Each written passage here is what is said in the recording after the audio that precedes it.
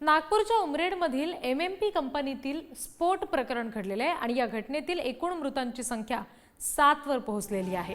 उपचारादरम्यान आगीमध्ये होरपळलेल्या 2 कामगारांचा मृत्यू झालाय।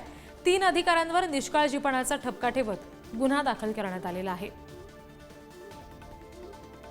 आणखी तपशील घेऊयात, प्रतिनिधी जितेंद्र शिंगाडे आपल्याशी जोडले गेलेले आहेत त्यांच्याकडून। जितेंद्र, हा निष्काळजीपणाचा ठपका आता 3 अधिकाऱ्यांवर ठेवला गेल्याचं समजतंय, काय नेमके आणखी तपशील आहेत याबाबत?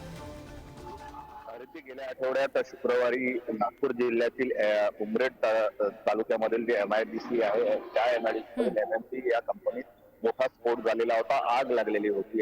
या कंपनीमध्ये अॅल्युमिनियम फॉईल बनवण्याचं काम सुरू होतं आणि अॅल्युमिनियमची फॉईल अंगावर पाडल्याने अनेक जे कामगार होते ते भाजले होते। त्यापैकी 5 जणांचा घटनास्थळीच मृत्यू झालेला होता, तर अनेक जण जे होते 5 ते 6 जणांवर नागपूरच्या खासगी रुग्णालयामध्ये उपचार सुरू होता। आता या उपचारादरम्यान 2 कामगारांचा मृत्यू झालेला आहे, ज्यामुळे एकूण मृतांची जी संख्या आहे ती आता 7 वर पोहोचलेली आहे। मुख्यमंत्र्यांनी स्वतः रविवारी नागपुरात येऊन या खासगी हॉस्पिटलमध्ये जखमींची विचारपूस केलेली होती आणि कुठलीही मदत कमी न पडू देण्याचं आश्वासन दिलेलं होतं। तर दुसरीकडे जे आहे ते आता औद्योगिक सुरक्षा कायद्याचं पालन न करण्यामध्ये किंवा त्यामध्ये चूक झाल्याचं कारण समोर करत जे कंपनीच्या 3 अधिकाऱ्यांवर गुन्हा दाखल करण्यात आलेला आहे आणि त्या संबंधाने आता पोलीस देखील तपास करणार आहेत। मात्र या स्फोटामध्ये 7 कामगारांचा मृत्यू झाल्याने त्या कुटुंबावर ज्यांची जबाबदारी होती ते कुटुंब नक्कीच निराधार झालेले आहेत। गावात शोककळा पसरलेली आहे, कारण 5 जण अगोदर गेलेले होते, त्यानंतर पुन्हा 2घांचा मृत्यू झालेला आहे। यामध्ये 2 जणांचा सख्या भावांचा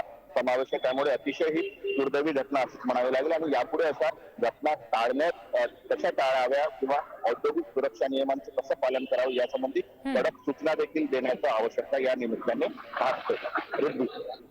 जी जितेंद्र, धन्यवाद दिलेल्या माहितीसाठी।